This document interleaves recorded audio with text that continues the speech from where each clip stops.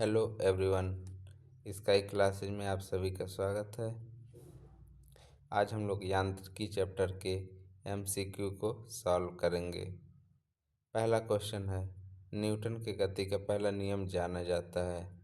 तो न्यूटन के गति का पहला नियम जड़ता का नियम भी कहलाता है। इसके दो पार्ट होते हैं, विराम का जड़त्व तथा गति का जड़त्व।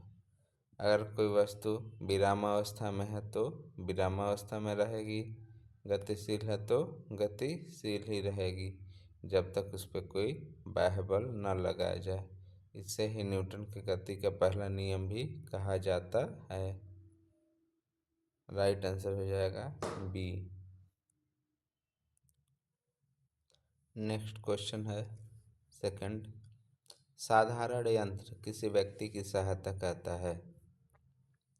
तो साधारण यंत्र की मदद से क्या कहते हैं, कम बल का प्रयोग करके भी उतनी ही मात्रा में काम किया जा सकता है। किसी भी मशीन का प्रयोग क्यों करते हैं हम लोग, ताकि कम बल का प्रयोग करके भी हम ज़्यादा काम कर सके। तो राइट आंसर हो जाएगा ऑप्शन बी।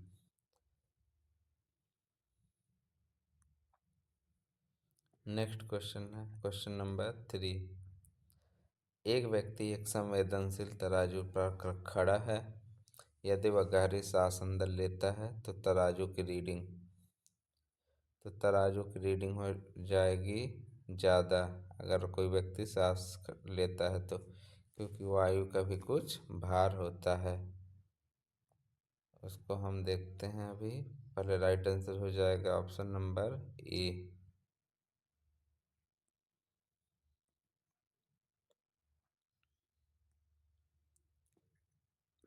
व्यक्ति की गहरी सांस लेने में तराजू की रीडिंग बढ़ेगी, अर्थात तराजू द्वारा व्यक्ति का वजन अधिक दर्शाया जाएगा। 1 लीटर वायु का भार लगभग 1.225 ग्राम होता है। अतः 1 लीटर वायु अंदर खींचने पर व्यक्ति का वजन 1.225 ग्राम बढ़ जाएगा।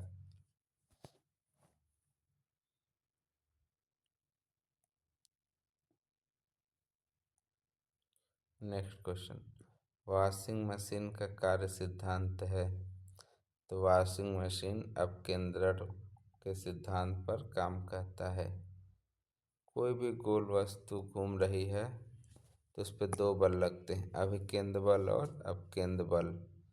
वृत्त के केंद्र की तरफ जो बल लगता है उसे अभिकेंद्र बल कहते हैं, और बाहर की तरफ जो बल लगता है उसे अपकेंद्र बल कहते हैं। तो वॉशिंग मशीन का कार्य सिद्धांत है अपकेंद्रण के सिद्धांत पर कार्य करता है।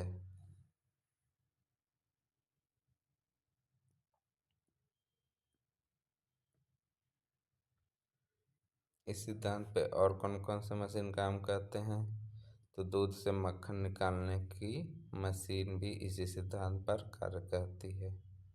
नेक्स्ट क्वेश्चन, प्रक्षालन मशीन की कार्यप्रणाली का सिद्धांत है। तो इसकी भी कार्यप्रणाली का सिद्धांत क्या है, अपकेंद्रीकरण। राइट आंसर हो जाएगा ई।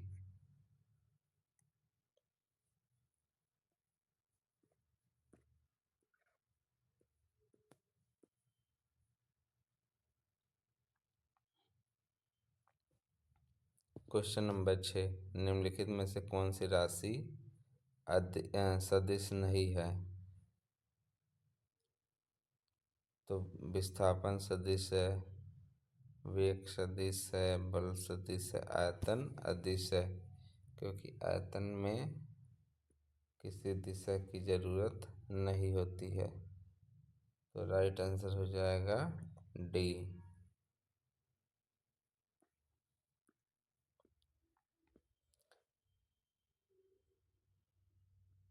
नेक्स्ट क्वेश्चन 7, निम्नलिखित में से कौन सी एक सदिश राशि है। तो संवेग क्या है, सदिश राशि है। दाब, ऊर्जा और कार्य अदिश राशि है।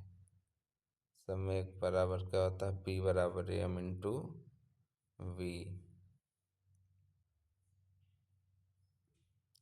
निम्नलिखित में से कौन सी सदिश राशि है? तो विस्थापन क्या है? सदिश राशि है, क्योंकि इसमें दिशा की आवश्यकता होती है। समय, चाल और दूरी अदिश राशि होती है।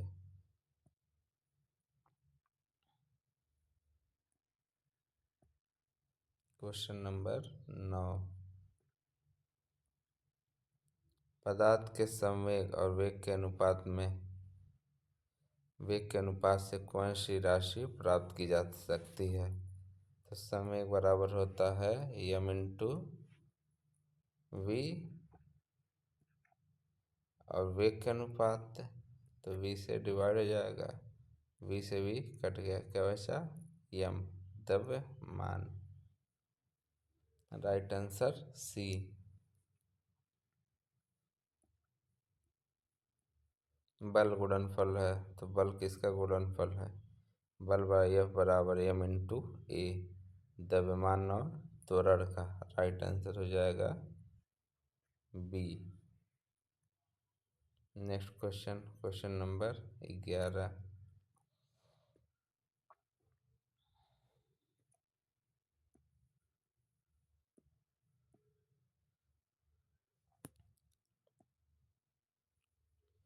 यदि किसी घन के आयतन और पृष्ठ क्षेत्रफल को निरूपित करने वाली संख्या समान हो तो उस घन के किनारों की लंबाई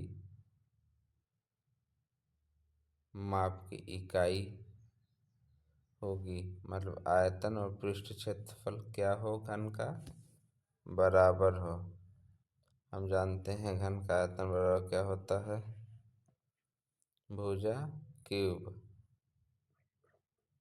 अगर भुजा ए है तो ए क्यूब। और पृष्ठ क्षेत्रफल घन के कितने पृष्ठ हैं? 6 पृष्ठ हैं, और 6 कैसे हैं? वर्गाकार। तो 6a²। तो ए क्यूब स्क्वायर से कैंसिल हो गया, ए बराबर 6। आंसर क्या हो जाएगा? 6। तो घन की भुजा कितनी लंबी है? 6 यूनिट।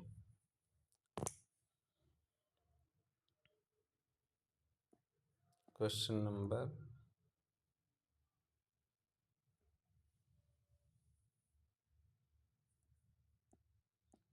12। ऊर्जा संरक्षण से क्या आशय है? ऊर्जा को ना तो उत्पन्न किया जा सकता है और ना ही अंत किया जा सकता है, केवल एक रूप से दूसरे रूप में बदला जा सकता है। तो राइट आंसर हो जाएगा D.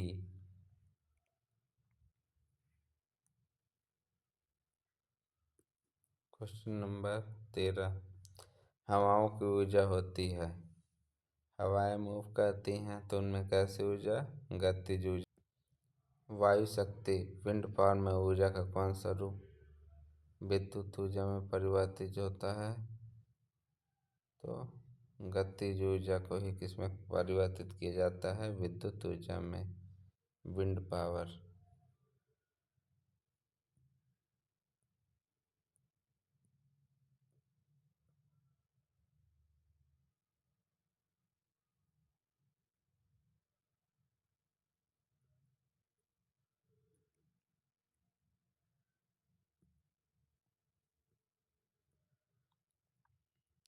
Question number 15।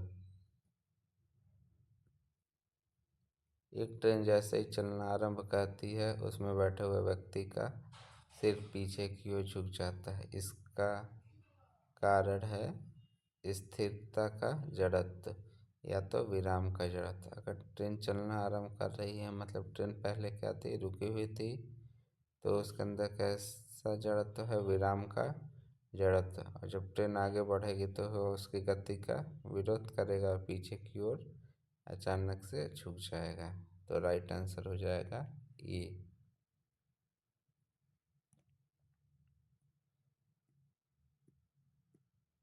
Question number 16। कथन और कारण। कथन बोला, एक पूर्णतः घर्षणहीन पृष्ठ पर खड़ा एक व्यक्ति सीटी बजाने से अपने को गति में ला सकता है। घर्षणहीन पृष्ठ पर घर्षण नहीं मिलेगा तो वो अपने आप को गति नहीं दे सकता है। यदि किसी तंत्र पर कोई बाह्य बल क्रियाशील नहीं है तो उसका संवेग परिवर्तित नहीं हो सकता है। तो इसका राइट आंसर हो जाएगा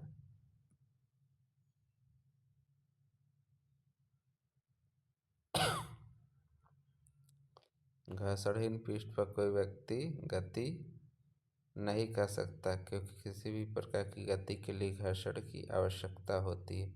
हालांकि पूर्णतः घर्षण रहित सतह पर कोई व्यक्ति सीटी बजाकर अपने को गति में ला सकता है। सीटी बजाने के लिए व्यक्ति एक दिशा में हवा छोड़ेगा, जिसके परिणाम स्वरूप विपरीत दिशा में वह गति करने लगेगा। अतः कारण और कथन दोनों सही हैं, परंतु व्याख्या नहीं कहता। राइट आंसर हो जाएगा बी।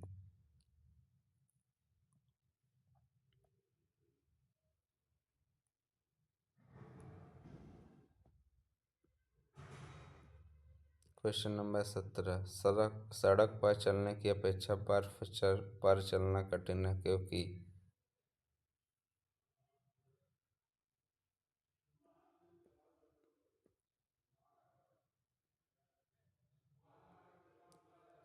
सड़क पर चलने में हमें आसानी इसलिए होती है क्योंकि पृष्ठ पर उसकी सतह खुरदुरी होने के कारण घर्षण बल उत्पन्न होता है।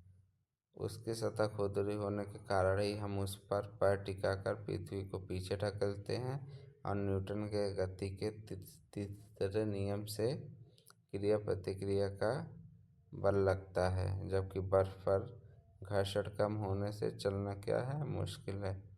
तो राइट आंसर हो जाएगा डी। बर्फ में सड़क की अपेक्षा कम घर्षण होता है।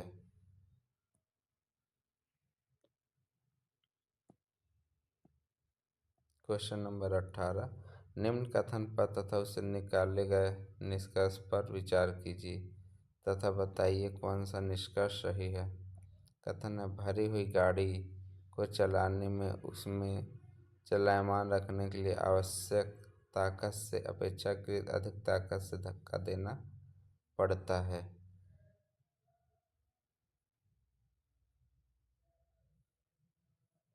निष्कर्ष, किसी चलायमान वस्तु का भार कम होता है। प्रारंभ में पहिए फिसलने लगते, एक बार गाड़ी चल पड़ने के बाद घर्षण कम होता है। राइट आंसर हो जाएगा सी। एक बार कोई वस्तु अगर गतिशील हो जाती है तो उस पर घर्षण बल का मान कम हो जाता है।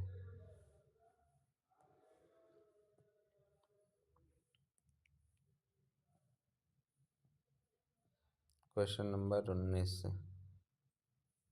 एक मनुष्य स्थिर नाव से 5 मीटर प्रति सेकंड की चाल से कूदा और 9.5 मीटर प्रति सेकंड की चाल से खिसकी।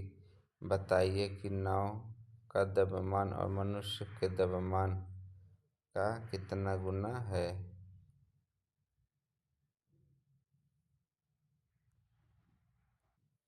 तो इसमें लगेगा संवेग संरक्षण का सिद्धांत। अगर व्यक्ति का द्रव्यमान m है और नाव का द्रव्यमान n है तो व्यक्ति और नाव दोनों स्थिर अवस्था में है प्रारंभ में, तो उस समय इनका संवेग 0 हो जाएगा और कूदने के उपरांत भी इसका संवेग कितना होना चाहिए, 0 होना चाहिए संवेग संरक्षण के सिद्धांत से। तो m × 5 बराबर n × 0.5। तो यहाँ पे रेशियो हो जाएगा n/m बराबर 10। तो राइट आंसर हो जाएगा इसका डी।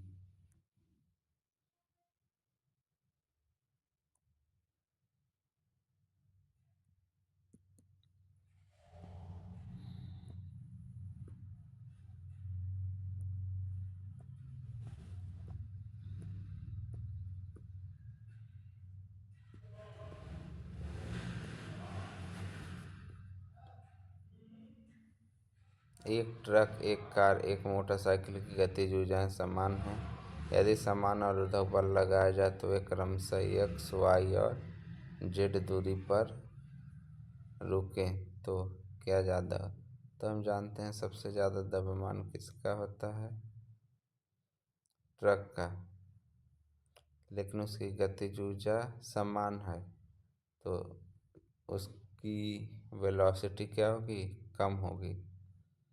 तो समान बल से उनको क्या किया जाता है, रोका जाता है।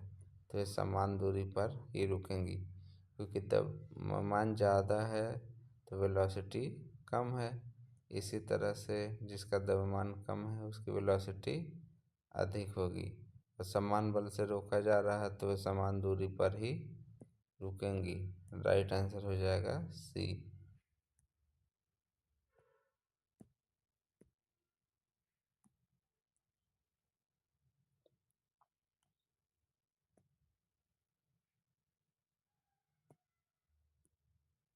Question number 21। दो समान द्रव्यमान की वस्तुओं की गतिज ऊर्जाओं का अनुपात 4 संबंधित 9 है, उनके वेगों का अनुपात। तो गतिज ऊर्जा बराबर क्या होता है, हाफ mv²।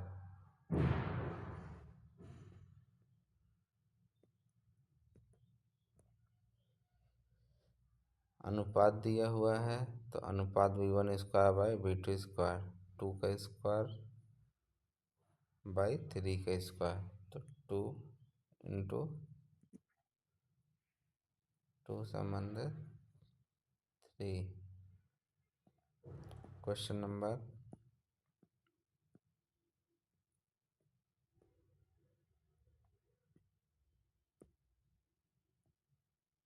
22।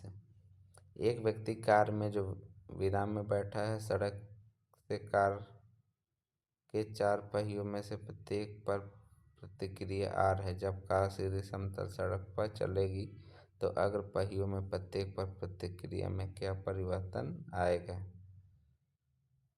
तो सबसे पहले वो व्यक्ति कैसी अवस्था में है, विराम अवस्था में है।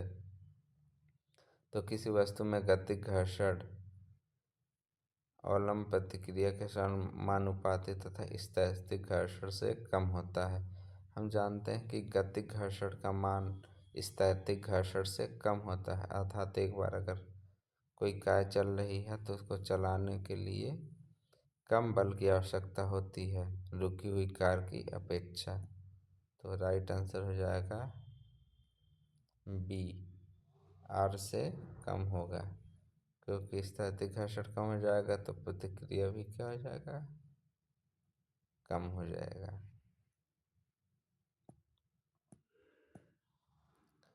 तेल से अंशतः भरा हुआ तेल का एक टैंकर समतल सड़क पर आगे की ओर एक समान त्वरण से जा रहा है। तेल का मुक्त पृष्ठ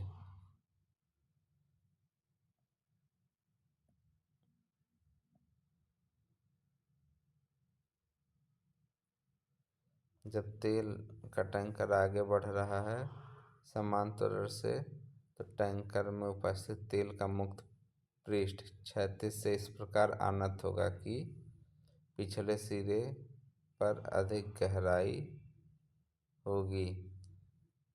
आनत मतलब होता है झुकाव।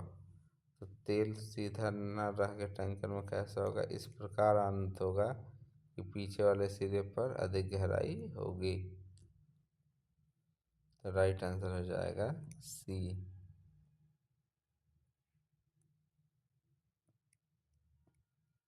Question number 24। एक तीक्ष्ण वृत्ताकार पथ पर तीव्र गति से जाता हुआ 4 पहियों वाला वाहन, एक वृत्ताकार पथ है, उस पे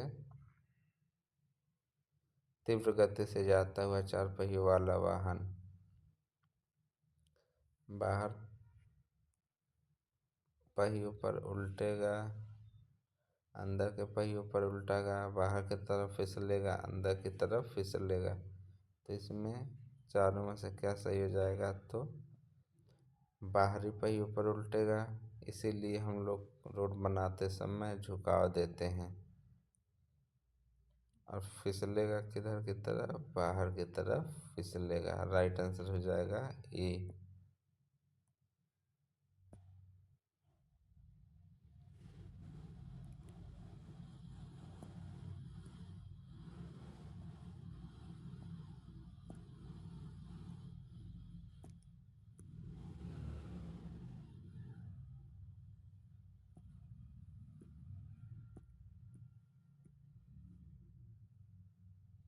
यदि कोई गाड़ी वांछित चाल के सापेक्ष तेज चल रही है तो वह मोड़ पर बाहर की ओर फिसलने लगती है, परंतु जब घर्षण बल भीतर की ओर लगाकर अतिरिक्त अभिकेंद्री बल प्रदान कर देता है, एक तीक्ष्ण वृत्ताकार पथ पर वाहन बाहर की ओर फिसलेगा और बाहरी पहियों पर ही उलट जाएगा।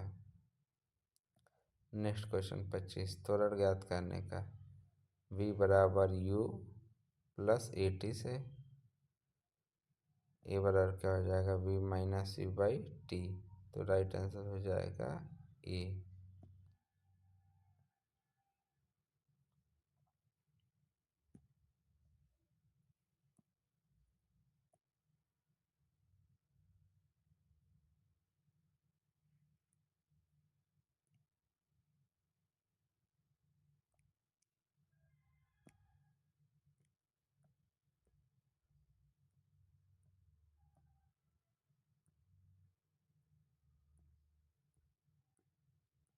तो यांत्रिकी चैप्टर के सारे एमसीक्यू को हमने कर लिया।